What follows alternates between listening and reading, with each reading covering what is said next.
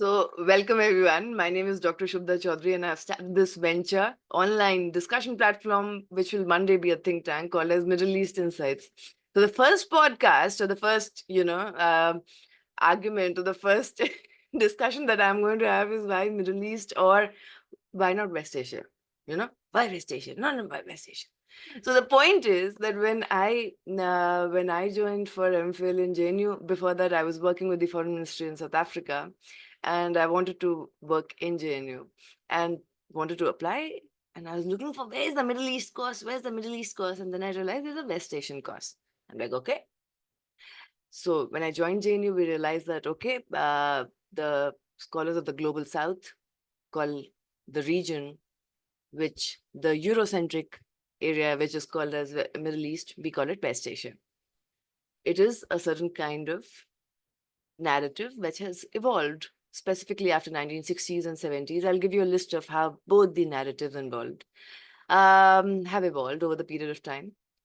And it was about taking back the voices, not having the colonial mindset.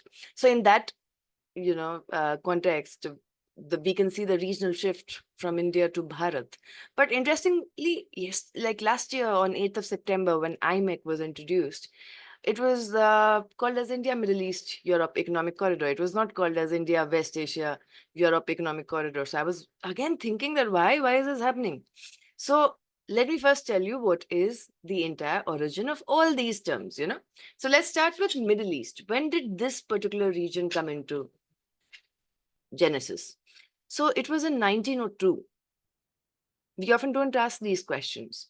In 1902, there was an American naval strategist. His name was Alfred Mahan, and he wrote in the British publication an article in 1902 called as Persian Gulf. They call it the Persian Gulf.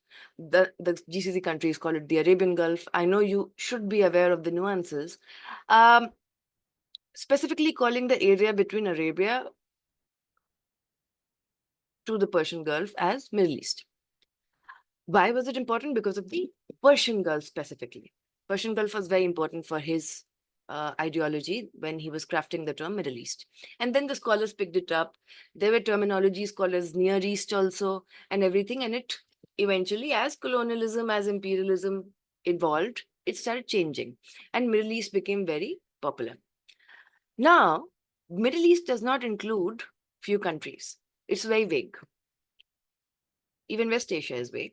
But Middle East does not include Morocco, Algeria, Tunisia, Libya, Mauritania, Somalia, and Comoros. These are not included. They're included in North Africa. So the basic context then is MENA region, which is Middle East and North Africa region. Now, coming to how did the concept of West Asia came? So it is not one person who coined it. There are a lot of institutions and scholars from different time frames, specifically after 1950s and 60s, who came over and coined the term West Asia. A few of them are Ejaz Ahmed, the famous Indian Marxist intellectual, K.M. Panikkar, Indian historian, M.S. Rajan, international relations scholar, K.N. Raj, Indian economist. But the most important, there are two switches. The most important switch is that UN Economic and Social Commission for West Asia was established in 1973. And they, the UN body, use the word West Asia. ICWA, which I'm pretty sure that all of you know and work in, which was established in 1940s, came up with the term for West Asia in the policy dialogues. Now, what are the problems of West Asia? For example, Iran is not included in the Ministry of External Affairs when it comes to West Asia. It comes under the PI region, which is Pakistan, Afghanistan, and Iran. That is the first. Turkey is not included in West Asia. It is in Central Europe.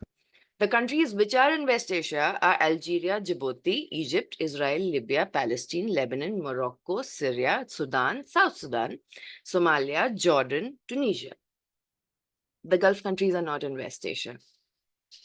All of your Gulf countries, they are not in West Asia. So the Gulf division includes Bahrain, Iraq, Kuwait, Oman, Qatar, Saudi Arabia, Yemen, UAE. Now, Habibi, we're talking about the Arabs, no? or the Yazidis, or the Druze, or the Jews, and so many other ethnicities on this region, how do they call themselves? That is very important, Yalabai, Habibi, West Asia, Habibi, Middle East. So the point is, what do they call themselves? They have divided themselves into two terminologies. One is Maghreb, which means sunset or west. That includes Morocco, Algeria, Tunisia, Libya, Mauritania. On the other hand, the countries which are in the Mashriq region, which is sunrise, which is the east, it is Jordan, Lebanon, Palestine, Iraq, Saudi, and the GCC states.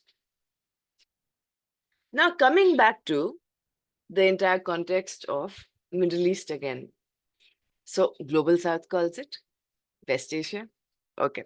So, China calls it Chongdong, which means Middle East.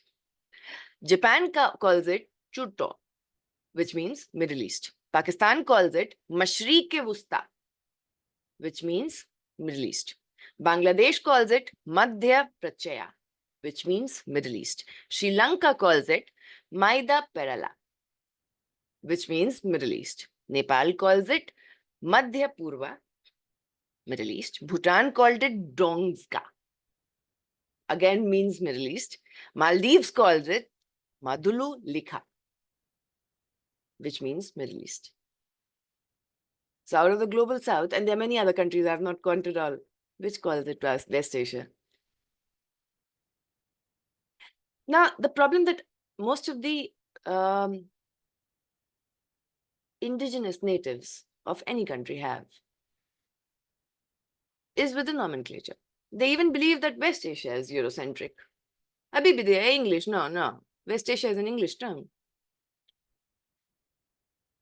Right? All these countries were using whatever they were referring to the area, so-called Middle East or West Asia, and their own indigenous language. We are using it in a colonial language. And in Arab countries and in the Gulf countries and in the non-Arab countries, there's so much of ethnicity, diversity. Why do you call them in English? It's a colonial language. So I am very thankful that there was a question on that. I'm still thinking why it was not called as India, West Asia, Europe Economic Corridor. I'm still thinking about it. But there's a plethora of terminologies and the politics of terminologies that we should be aware of before we use it. There's nothing right or wrong. All are ideologies. These are historical legacies. So you decide what you want to choose and why you want to choose. So thank you so much for the privilege of your time. Signing off, Dr. Shubhda Chaudhary.